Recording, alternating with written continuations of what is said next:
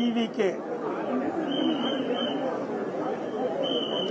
பொதுக்கூட்டம் அதனுடைய கட்சியினுடைய தலைவர் திரு விஜய் அவர்கள் கரூரில் நடந்த கூட்டத்திலே கலந்து கொண்டு பேசிக் கொண்டிருக்கின்ற பொழுது கூட்ட நெரிசல் ஏற்பட்டதாகவும் அதிலே பல பேர் மயங்கி விழுந்து மருத்துவமனைக்கு சேர்க்கப்பட்ட போது அதில் இதுவரை 39 பேர் இறந்துள்ளதாகவும் சுமார் இந்த அரசு மருத்துவமனையிலே 51 பேர் சிகிச்சை பெற்று வருவதாகவும் அதில் 2 பேர் அபாய கட்டத்தில் இருப்பதாகவும் தனியார் மருத்துவமனையில் 30 பேர் சிகிச்சை பெற்று வருவதாகவும் தகவல் கிடைத்துள்ளன. இந்த பொதுக்கூட்டம் ஆரம்பித்து கொஞ்ச நேரத்திலேயே சிறிது நேரத்திலேயே இந்த தள்ளுமுள்ளு ஏற்பட்டு அப்பொழுது எங்களுக்கு ஊடகத்தின் வாயிலாக கிடைக்கப்பட்ட தகவலின் அடிப்படையில் அந்த மின்சார விளக்குகள் அணைந்ததாகவும் மின் விளக்குகள் அணைந்ததாகவும் அப்பொழுது ஏற்பட்ட தள்ளுமுள்ளின் காரணமாக எவ்வளவு பேர் அந்த கூட்ட நெரிசலில் சிக்கி அதனால் உயிரிழப்பு ஏற்பட்டதாகவும் தகவல் கிடைத்திருக்கின்றன. இது செய்திகள்லாம் வந்திருக்கு, எல்லா ஊடகத்திலையும் பத்திரிகை வந்து செய்தி. அதோட டிவிகே கூட்டம் அறிவிக்கப்பட்டு இந்த கூட்டம் நடைபெறுகின்ற பொழுதே முன்னெச்சரிக்கை நடவடிக்கை எடுக்கப்பட்டிருக்கிறது. இதற்கு முன்பு இதே கட்சி டிவிகே கட்சி 4 மாவட்டத்தில் அவருடைய தேர்தல் பிரச்சார கூட்டத்தை நடத்தியிருக்கிறார்கள். அந்த 4 கூட்டத்திலும் எப்படி மக்கள் கலந்து கொள்கிறார்கள், எப்படிப்பட்ட நிலைமை என்பதையெல்லாம் ஆய்வு செய்து அதற்கு ஏற்றவாறு முழுமையான பாதுகாப்பு கொடுத்திருக்க வேண்டும் அரசாங்கம், காவல்துறை. அதேபோல அந்த பாதுகாப்பு குறைபாடுகள் இருப்பதாக தொலைக்காட்சியில் பார்க்கின்ற பொழுது தெளிவாக தெரிகிறது. ஏற்கனவே நடந்த மாவட்டத்தில் நடந்த டிவிகே அந்த பிரச்சார கூட்டத்திலும் முழுமையான பாதுகாப்பு வழங்கப்பட்டதாக தெரியவில்லை. இதெல்லாம் தொலைக்காட்சியில் பார்த்துதான் நான் இதை குறிப்பிடுகிறேன். அதோட இந்த கட்சி மட்டுமல்ல, அனைத்து இந்திய அண்ணா திராவிட முன்னேற்ற கழகத்தின் சார்பாக நான் எழுச்சி பயணம் மேற்கொண்டிருக்கின்றேன். அந்த நிகழ்ச்சியில் கூட காவல்துறை எங்களுக்கு முழுமையான பாதுகாப்பு கொடுக்கும். ஒரு 3-4 மாவட்டத்தில் பாதுகாப்பு கொடுத்தாங்க. இது எந்த மாவட்டத்திலுமே இந்த பொதுக்கூட்டம் நடைபெறுகின்ற இடத்தில் காவலர்கள் அந்த பொதுமக்களுக்கு அதாவது இப்படி கூட்ட நெரிசல் ஏற்பட்டால் அதை ஒழுங்குபடுத்துகின்ற பணியில் ஈடுபடவில்லை. அதே நேரத்தில் ஆளுங்கட்சியை சேர்ந்தவர்கள் இன்றைக்கு முதலமைச்சரோ துணை முதலமைச்சரோ மற்ற அமைச்சர்களோ அல்லது திமுக கட்சி கூட்டம் நடைபெற்ற பொழுது ஆயிரக்கணக்கான காவலர்களை நியமிக்கின்றார்கள். அவர்களுக்கு பாதுகாப்பு. இந்த அரசாங்கம் ஒருதலை பட்சமாக நடக்கின்றது. இதை இந்த கட்சி அந்த கட்சி என்று பார்க்கக்கூடாது. ஆளுங்கட்சி எதிர்கட்சி என்று பாராம நடுநிலையோடு இந்த அரசாங்கம் செயல்பட வேண்டும். காவல்துறை நடுநிலையோடு செயல்பட வேண்டும். இன்றைக்கு அனைத்து இந்திய அண்ணா திராவிட முன்னேற்ற கழகம் ஆட்சி இருக்கின்ற பொழுது பல்லாயிரக்கணக்கான போராட்டங்கள் நடந்தது. அத்தனை போராட்டங்கள் அனுமதி கொடுத்தோம், முழுமையான பாதுகாப்பு கொடுத்தோம். இப்படிப்பட்ட நிகழ்வுகள் என்னுடைய ஆட்சியிலே நடைபெறவில்லை. ஆனால் திராவிட முன்னேற்ற கழகம் ஆட்சிக்கு வந்த பிறகு கூட்டம் நடத்துவதே பெரிய சிரமம். நீதிமன்றத்திற்கு சென்றுதான் அந்த நீதிமன்றத்தின் மூலமாக அனுமதி பெற்றுதான் கூட்டம் நடத்த வேண்டிய சூழ்நிலை இருக்கின்றது. அப்படி கூட்டம் நடத்துகின்ற சூழ்நிலை இருக்கின்ற பொழுதும் நீதிமன்றம் முறையாக பாதுகாப்பு வழங்க வேண்டும் என்று உத்தரவு பிறப்பிக்கப்பட்டால் கூட இந்த அரசு காவல்துறைகள் எதிர்க்கட்சி என்ற பார்வையில் முழுமையான பாதுகாப்பு கொடுப்பதில்லை. இந்த முழுமையான பாதுகாப்பு கொடுக்கப்பட்டிருந்தால் இந்த தள்ளுமுள்ளுகளை சரி செய்திருக்கலாம், இந்த உயிரிழப்பை தவிர்த்திருக்கலாம். அதோடு ஒரு அரசியல் கட்சி தலைவரும் அதை கூர்ந்து கவனிக்க வேண்டும். இன்னைக்கு 4 மாவட்டத்தில் அவர் சுற்றுப்பயணம் செய்திருக்கிறார். 6 மாவட்டத்தில் சுற்றுப்பயணம் செய்கின்ற பொழுது ஒவ்வொரு மாவட்டத்திலும் எப்படி இருக்கின்றது, அதுல என்னென்ன குறைபாடுகள் இருக்கின்றன, அந்த குறைபாடு எப்படி சரி செய்ய வேண்டும் என்று அவர்களும் ஆலோசனை பெற்று அதற்கு ஏற்றவாறு அவர்களும் முன்னேற்பாட்டோடு அந்த கூட்டத்தை நடத்த வேண்டும். ஏன்னா எல்லாமே விலை மதிக்க முடியாத உயிர்கள்.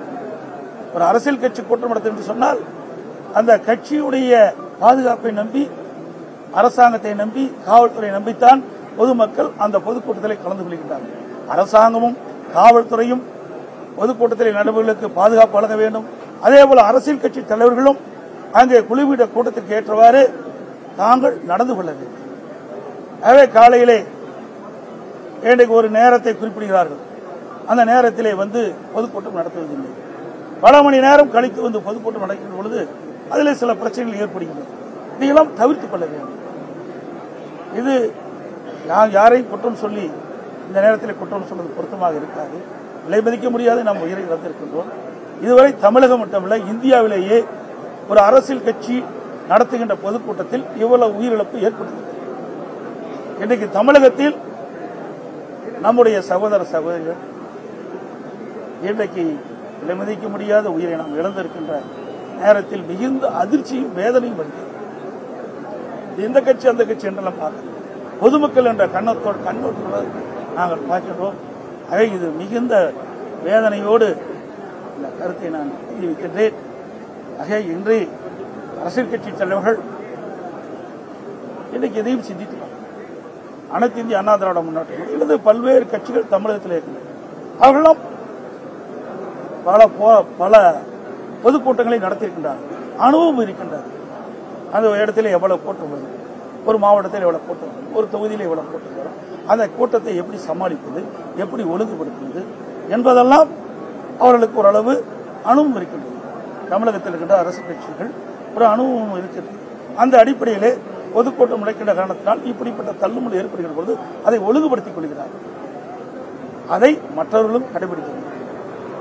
உயர்நீதிமன்றம் பல்வேறு வழிகாட்டுதல்களை சொல்லியிருக்கு. இந்த அரசாங்கம் காவல்துறையும் இதில் முழு கவனம் செலுத்த வேண்டும். மெரினா கடற்கரையில் எங்கே ஏர் ஷோ நடந்தது.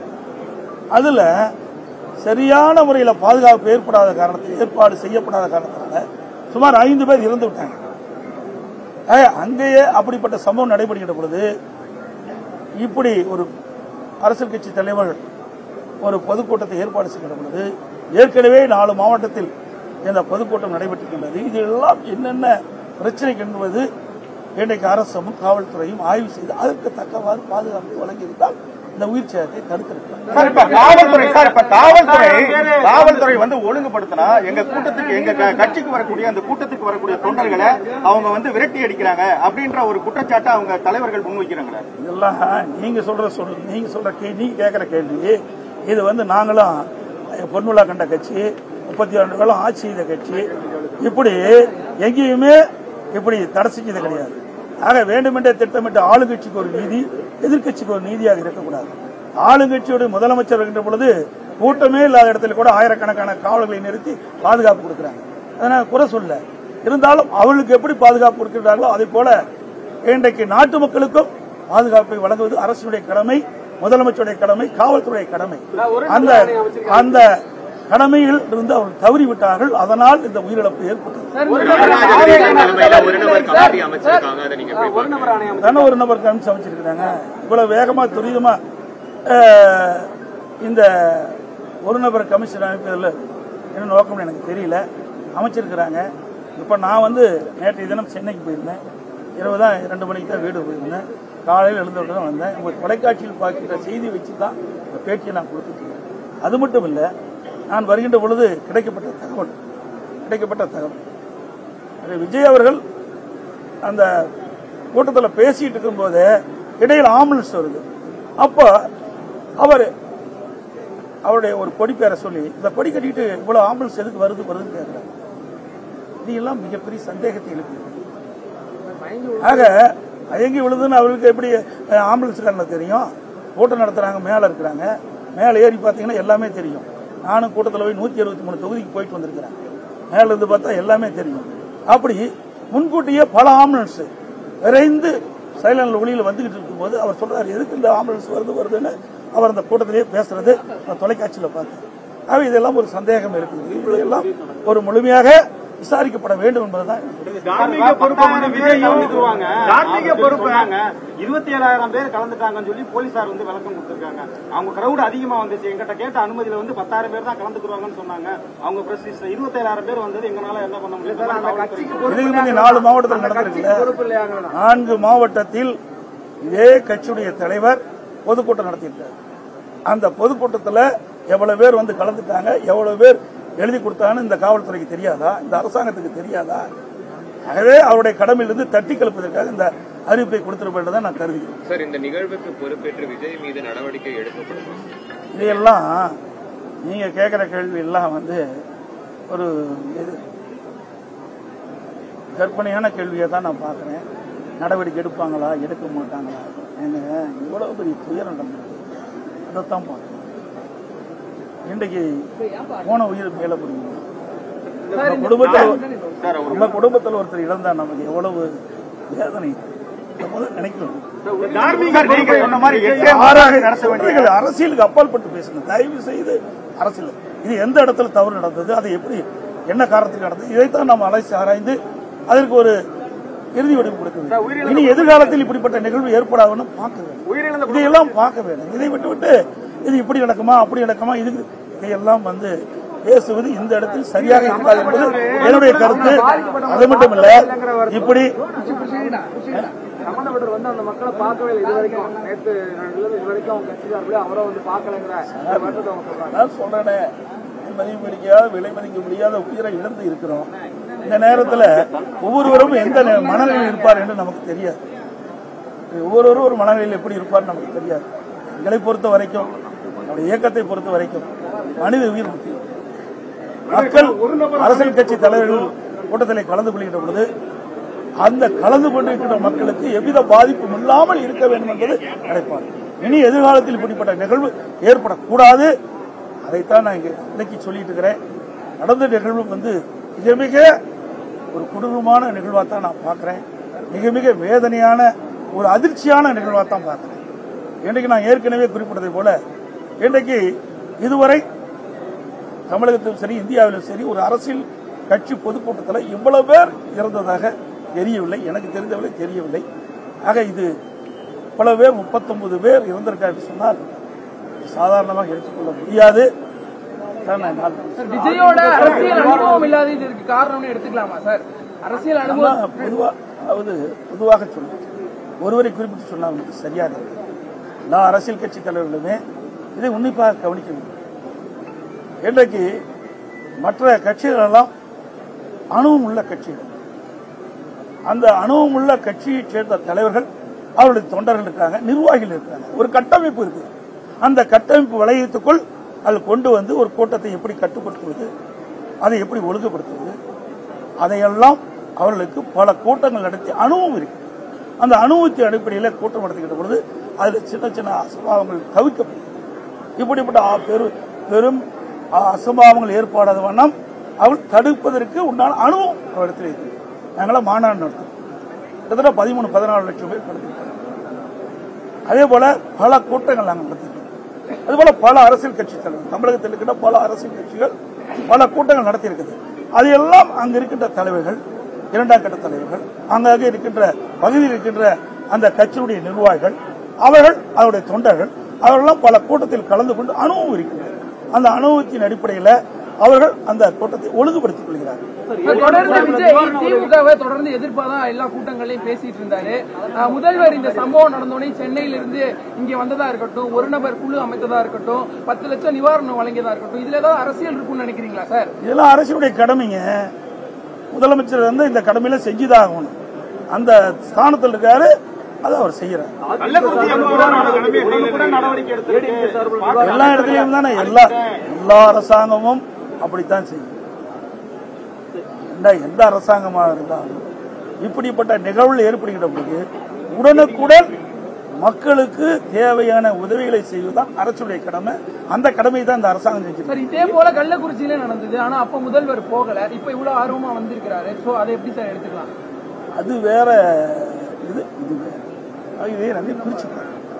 இது அரசியல் சம்பந்தப்பட்ட அரசியல் கட்சி, அது தனிப்பட்ட முறையில் வரும். அதையுமே அரசாங்கம் செய்த தவற காரணத்தில் தான் 68 பேர் உயிரிழந்திருக்கிறாங்க. ஒரு இறப்பதற்கு தான் 68 பேர் இறப்பதற்கு முந்தைய நாள் ஒரு சம்பவம் நடந்தது. அந்த சம்பவத்தில் அங்க இருக்கிற விஷச்சாராயத்தை பல பேர் பிடிக்கிறாங்க. பிடிச்சி மருத்துவமனையில் மருத்துவமனையில் சேர்க்கப்பட்டவுடன் அவர்கள் இறக்கின்ற நிலை ஏற்படுகிறது. அப்பொழுது மாவட்ட ஆட்சித்தலைவர், மாவட்ட காவல்துறை கண்காணிப்பாளர் ஒரு சட்டமன்றம் அமர்ந்து கொண்டு பேட்டி கொடுக்கிறார். அப்பொழுது உண்மை செய்தியை வெளியிடப்பட்டிருந்தால் அந்த உயிரிழப்பை தவிர்த்திருக்கலாம். ஆனால் என்ன காரணத்திற்காகவோ உண்மையை மறைத்து அந்த செய்தி வெளியிட்டதன் விளைவு 68 பேர் உயிரிழப்பு நிலை ஏற்பட்டது. அதில் உண்மை செய்தி விஷசாராயம் குடித்து தான் எவர்கள் இறந்திருக்கின்றார்கள். நீங்கள் நிருபர்லாம் கேட்குறீங்க, நான் பார்த்தேன், தொலைக்காட்சியில் பார்த்தேன், உங்களுக்கு எல்லாமே தெரியும். நீங்கள் இந்த கேள்வி கேட்கும்போது அதெல்லாம் இல்லை, அவர்கள் உடல்நிலை சரியில்லாத காரணத்தில் பல்வேறு காரணத்தை மாவட்ட ஆட்சியர் சொல்கிறார், அதனால் அவள் இறந்து விட்டார் என்ற செய்தியை சொல்கிறார். ஆக உண்மை நிலையை அவர்கள் சொல்லியிருந்தால் அடுத்த நாள் இவர்கள் இறந்துட்டாங்கள முந்தைய நாள் அடுத்த நாள் துக்கம் விசாரிக்க சென்றவர்கள் இந்த விஷசாராயத்தை குடித்திருக்க மாட்டார்கள், உயிரிழப்பை தவிர்த்திருக்கலாம். ஆனால் மாவட்ட ஆட்சித்தலைவர்கள் யாரை காப்பாற்ற வேண்டும் என்ற நோக்கத்திற்காக உண்மையை மறைத்து தவறான செய்தியை ஊடகத்தின் பத்திரிகையின் வாயிலாக வெளியிட்டதன் விளைவு அடுத்த நாள் அந்த இறந்தவர்களுடைய துக்கத்திற்கு சென்றவர்கள் அங்கே விற்கப்பட்ட விஷசாராயத்தை குடித்த காரணத்தினால் இறந்திருக்கிறார். இதுக்கு முழுக்க அரசாங்கம் தான் காரணம், அவர்கள் தான் இதை ஏற்றுக்கொள்ள வேண்டும். அதனாலதான் முதலமைச்சர் அங்கு போய் அங்கே பாதிக்கப்பட்டவர்களை சந்திக்கவில்லை என்று நான் கருதுகிறேன். நடத்திட்டாரு. அதே மாதிரி தொடர்ந்து காவல்துறை பாதுகாப்பு கொடுத்திருக்காங்க. இப்ப வரை நடைபெற்றுள்ள எதிர்கட்சி தலைவரா இவங்க இந்த அரசாங்கத்தோட நடவடிக்கை எப்படி சார் இருக்கு?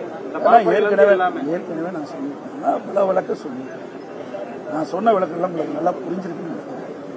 ஒரு அரசாங்கம் ஒரு அரசியல் கட்சி பொதுக்கூட்டம் நடத்துகின்ற பொழுது அதற்கு முழு பாதுகாப்பு கொடுப்பது அரசியல் கடமை, காவல்துறை. எதை அவர்கள் முறையாக செய்யவில்லை என்பதுதான் இன்றைக்கு ஊடகத்திலும் பத்திரிகையிலும் வர செய்தியின் மூலமாக நான் தெரியும். இதெல்லாம் உங்களுடைய ஊடகத்தில் பார்த்து தான் சொல்லிட்டு சார், இது எங்களை பொறுத்த வரைக்கும் விலை மதிக்க முடியாத இவ்வளவு நிவாரணம் கொடுத்தாலும் ஈடாக. ஏன்னா அரசாங்கம் நிவாரணம் அறிவிக்கப்பட்டிருக்கிறது. என்னுடைய தலைமை பொறுப்பாளர் நடந்த பிறகு விஜய்க்கு ஒரு எதிர்கட்சி தலைவரா நீங்க கொடுக்கக்கூடிய அறிவுரை என்னன்னு சார் எடுத்துக்கலாம்? ஒரு கட்சி தலைவர் ஒரு கட்சி தலைவருக்கு அறிவுரை எல்லாம் சொல்ல முடியாது, அது ஏற்புடையதும் இருக்காது. அது அரசாங்கம் தான் அந்த அடையாளத்தை கண்டுபிடித்து பத்திரிகையிலே உங்களுடைய ஊடகத்திலையும் பத்திரிகையிலையும் அவருடைய புகைப்படத்தை வெளியிட்டு அதன் மூலமாக அடையாளம் கண்டுபிடித்து அந்த உடலை உரிய இடத்தில் ஒப்படைக்கும். ஆனா இப்ப ஒரு நபர் ஆணை அனைத்து அமைச்சிருக்காங்க, அது விஜய்க்கு அவங்க மறைமுகமா கொடுக்கிற எச்சரிக்கையோ என்ன வேணாலும் அவங்க முடிவு எடுக்கலாம். கமிஷன் அமைத்த பிறகு இப்படித்தான் வரும் அப்படித்தான் வரும் என்று நீங்க கேட்கின்ற கேள்விக்கு என்னால் கமிஷன் அமைக்கப்பட்டிருக்கிறது. கமிஷனுடைய அறிக்கை வெளிவந்த பிறகுதான் உங்களுடைய கேள்விக்கு பதில் சொல்ல முடியும். அதே போல இந்த டிவிக்கு பொதுக்கூட்டத்தில் கலந்து கொண்டு கூட்ட நெரிசலில் சிக்கி இன்றைக்கு 39 பேர் இறந்து விட்டார்கள், 2 பேர் அபாயக்கட்டத்தில் இருக்கிறார்கள், பல பேர் சிகிச்சை பெற்று வருகிறார்கள். இறந்தவருடைய குடும்பத்திற்கு அனைத்து இந்திய அண்ணா திராவிட முன்னேற்ற கழகத்தின் சார்பாக ஆழ்ந்த அனுதாபத்தை இரங்கலை தெரிவித்துக் கொண்டோடு அவர்களுக்கு நிதியுதவி வழங்க வேண்டும் என்று நேற்றையே தினம் தெரிவித்தேன். அதன்படி அரசாங்கம் அறிவித்தது. அதேபோல மருத்துவமனையிலே சிகிச்சை பெறுகின்றவர்கள் பூர்ண குணமடைய வேண்டும் என்று இறைவனை பிரார்த்தனை.